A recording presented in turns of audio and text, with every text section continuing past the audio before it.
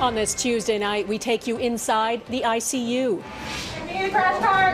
The enemy is invisible, the risk, life and death. What it's like on the front lines of COVID-19. So it's really a very smart virus. Plus, candid comments about long-term care homes from a woman who works in one. They don't receive proper care right now.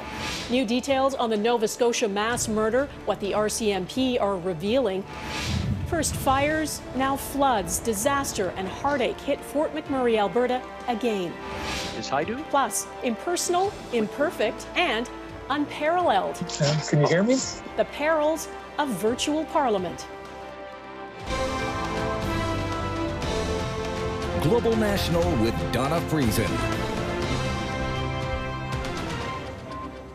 Good evening and thanks for joining us. We begin with an update on where we're at in this country on flattening the curve and slowing the spread of COVID-19. New federal modeling shows all the restrictions we are under are working. The number of confirmed cases is now doubling every 16 days. Back in March, cases were doubling every 3 to 5 days. But the original models underestimated the number of deaths. It is now projected more than 3,800 Canadians could die by May the 5th. The vast majority of deaths so far, 79%, are connected to long-term care facilities. The bulk of those are in Ontario and Quebec, which have 80% of confirmed cases in Canada. So there's been progress, and it is because of the public health restrictions. Some provinces are relaxing them, but Dr. Theresa Tam said again today it must happen slowly and be monitored, or cases could begin to rise again. I would love to be able to tell Canadians that life will be back to exactly where we were in December of last year. But no, public health authorities will be easing things very gradually. But we talk about sort of living with the virus for a significant number of months and until there's enough level of immunity. The whole point of flattening the curve is to keep our hospitals from being overwhelmed like they were in Italy and New York City. That has not happened in Canada. About 17% of people with COVID-19 have ended up in the hospital here, about 5% in intensive care. Then doctors and nurses fight an enemy they can't see and still don't fully understand. Global's Jeff Semple was granted rare access to an ICU in Toronto. Each time that door opens, staff at Toronto's Humber River Hospital hold their breath. Concerned not only for their patients, but for themselves. People are worried about getting sick, and they're worried about bringing it home to their families. And over the past 6 weeks, they've seen firsthand what COVID-19 can do. Never really faced anything like this before. The ambulance arrives with another suspected case, a young man with shortness of breath. This hospital is now treating around 60 COVID-19 patients of all ages. Do you have pain anywhere? Ray Gentle is 55. This is no joke. The father of 3 has been hospitalized for over a week. His family isn't allowed to visit, only video chats with his boys. Hello. Hi, how are you? Yeah, you're doing okay. We're doing good. He was feeling sick at home for days and suddenly found himself gasping. I tried to walk. I stood up, shortage of breath. My lungs just have a collapse like on me. This is quite consistent. It's actually quite scary. Dr. Jamie Spiegelman says COVID-19 continues to confound, but he has noticed a pattern in some of the sickest. So this is her x-ray initially. So they suffer flu-like symptoms for up to 10 days before their lungs rapidly fill with fluid. You could see that the airspace disease or fluffiness that we're seeing is significantly more in today's x-ray than even 2 days ago. So it's really a very smart virus because the virus gives itself 9 days to be able to be contagious to other people before a person gets really, really sick. I can use that mask for now. And to save the really sick, doctors perform a high-risk procedure. The team is preparing to intubate a 62-year-old woman who just arrived struggling to breathe. Normally, before the COVID era, if someone had to be intubated, we'd all, we'd put on a mask, but we'd really all kind of rush into the room. Now, we have to do things a lot differently. For their own safety, they've redrawn the playbook. deploying extra layers of protective gear and fewer staff inside the room. Others stand watch outside in case anything goes wrong. And this time, it did. Hey guys, we need a crash cart! Crash cart! The ventilator tube wouldn't fit into the patient's airway. Her oxygen levels plummeted, and for a few moments, her heart stopped. More staff and equipment were rushed in.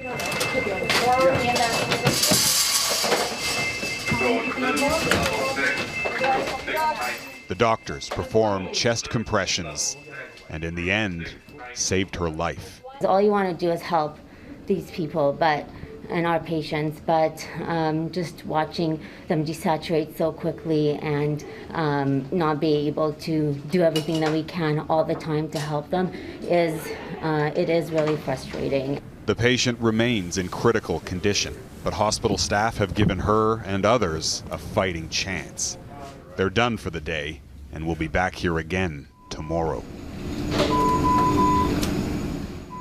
You might have noticed that one of the doctors we met in the emergency ward has a familiar last name. Dr. Susan Tory is the daughter of John Tory, the mayor of Toronto, who these days is also an anxious father and grandfather.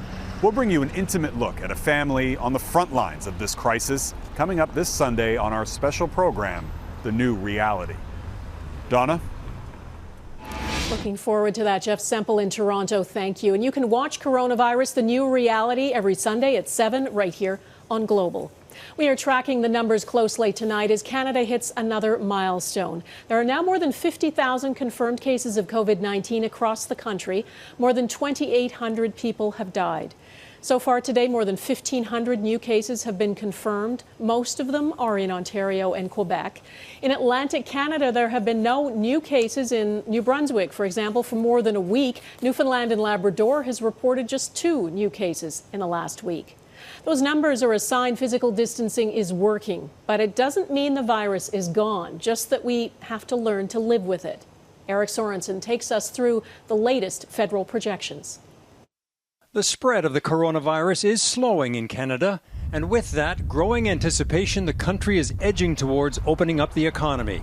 The epidemic here has slowed relative to many countries, cases doubling just every 16 days now. And across the country, there are essentially regional epidemics. The curve has flattened for several small provinces, and the growth has leveled off even in Quebec and Ontario. Health officials now looking at measures to ease restrictions. When the time is right for each jurisdiction, what some of those initial measures could be in terms of easing back some of those public health measures. The message has shifted from ominous 3 weeks ago. We're at a fork in the road between the best and the worst possible outcomes.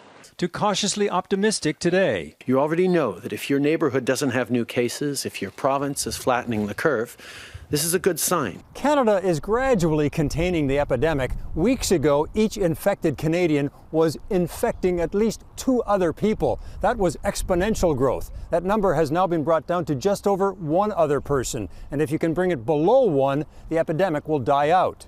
Now, we're familiar with modeling scenarios in a worst case, massive infections. With some controls, it's a little bit better. And with the controls we've taken, isolation and distancing, we're within a curve with far fewer cases. But don't expect that curve to flatten out entirely.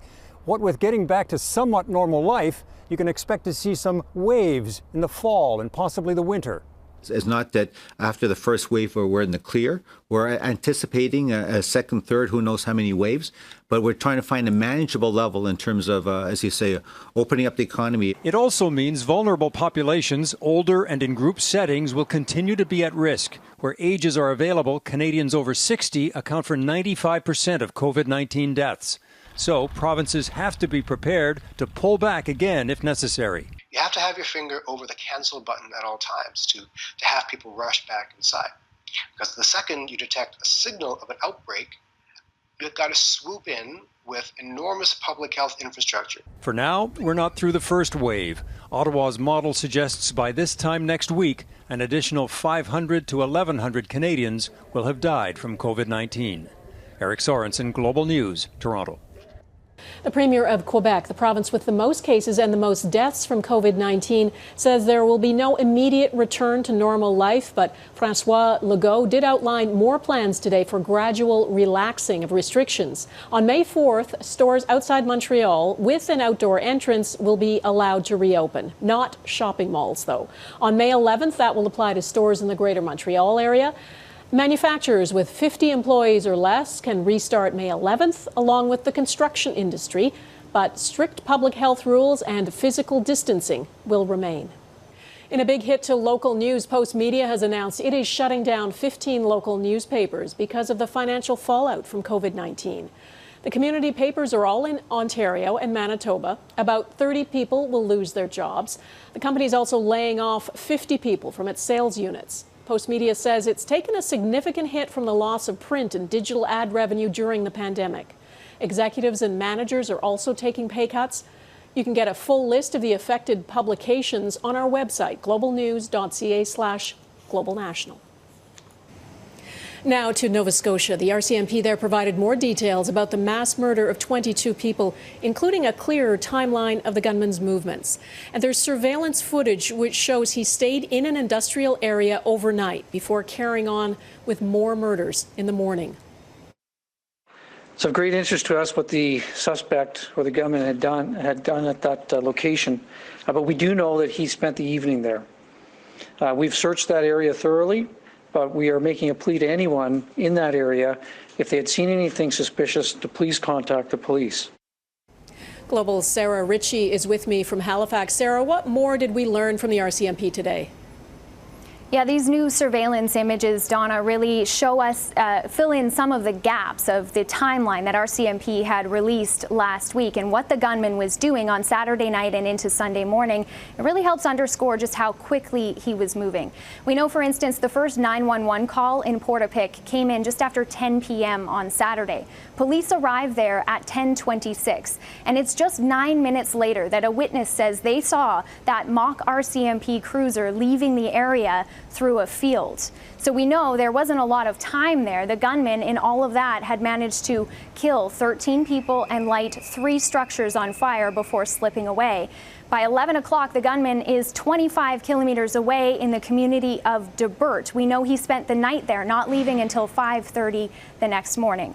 We also learned from RCMP today he had several semi-automatic handguns and 2 semi-automatic rifles. They're still working to determine where those came from and when they were used. The investigation really nowhere near complete. They're halfway through interviewing 435 different witnesses. They say the gunman's former partner, who managed to survive all of this, will continue to be a key witness as they try to piece it together. Donna. Sarah Ritchie in Halifax, thanks. No province-wide emergency alert was issued warning Nova Scotians a gunman was on the loose. The RCMP relied on tweets to communicate with the public. Tonight, Global News has learned there is no national policy for when emergency alerts should be issued, even in the case of an active shooter. In an email to Global News, the RCMP said there is currently no national RCMP policy on the use of the National Alert Ready system. And the RCMP is looking into developing a national operational policy as a result of recent events in Nova Scotia. Fort McMurray battered again. Coming up, floodwaters swamping the community just 4 years after those massive fires.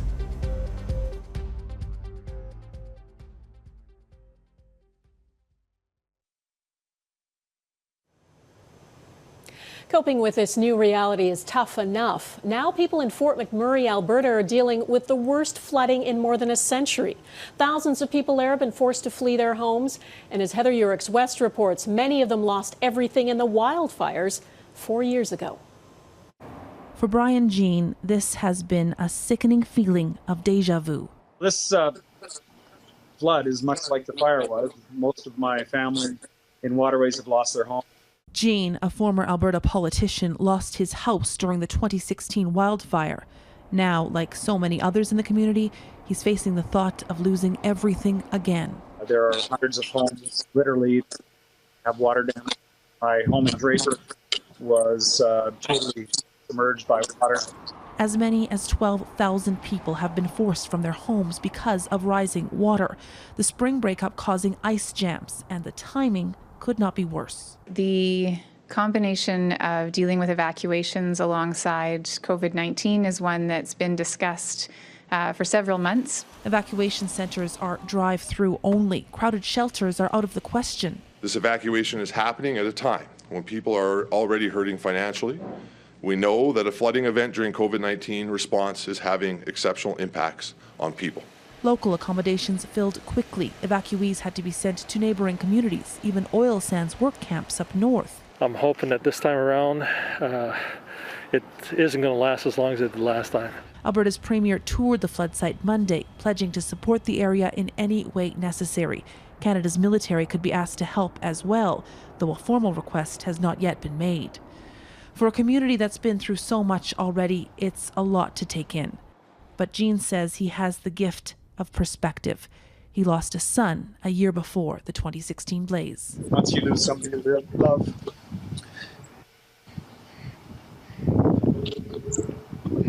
you can't replace it. These things you can replace. Heather Yourex-West, Global News, Calgary. Canada is prioritizing and 50 companies. Ahead, the highlights and hiccups from Canada's first virtual session of Parliament.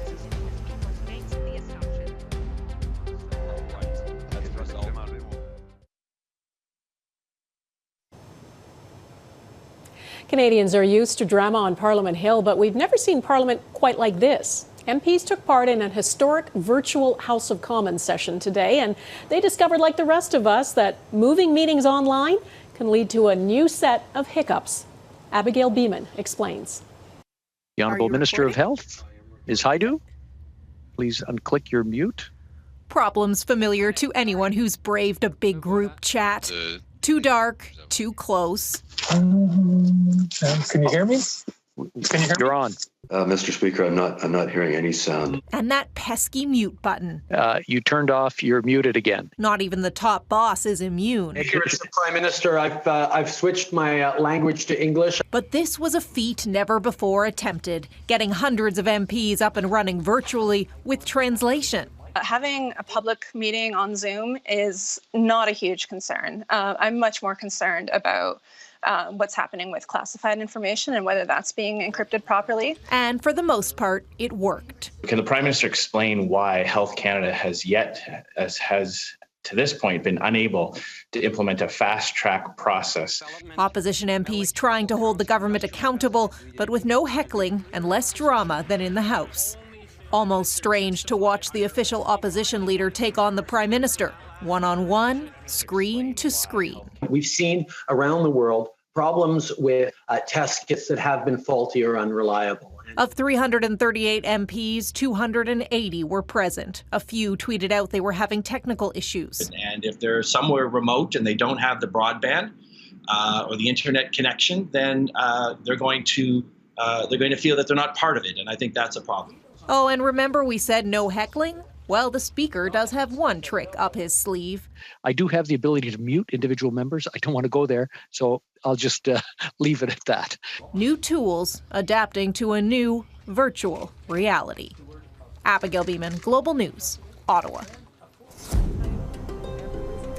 What it's like working in long-term care. Ahead, a first-hand account.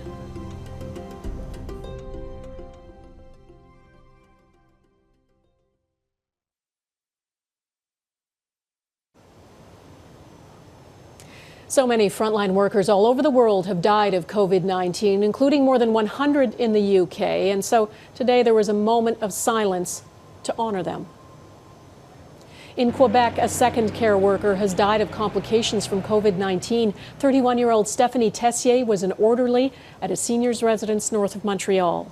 It's people like her who are on the front lines. They go to work every day knowing it puts them at risk, but doing it because the people they care for are so vulnerable. Mike Armstrong talked to a nursing assistant in Montreal about her hopes and her fears.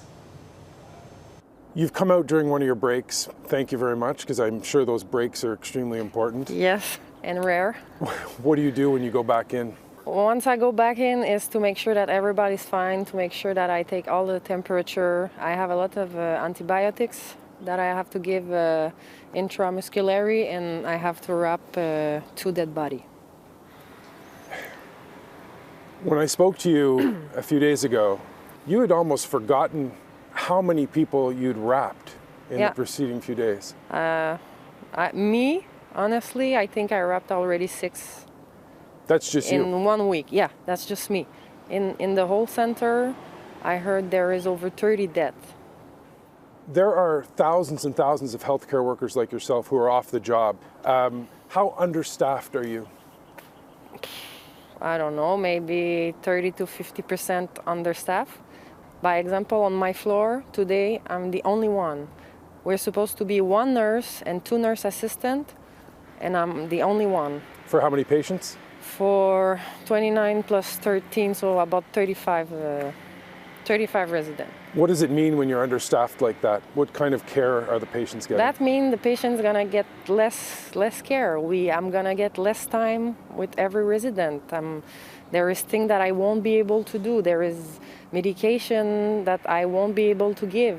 They won't get cleaned up properly, you know. They won't get full wash. We won't give them a bath. We won't change the bed. They see it, the resident, they start to be scared. They're complaining with reason. They don't receive proper care right now. What about when people go home to their families, like yourself? You go home to your daughter every day.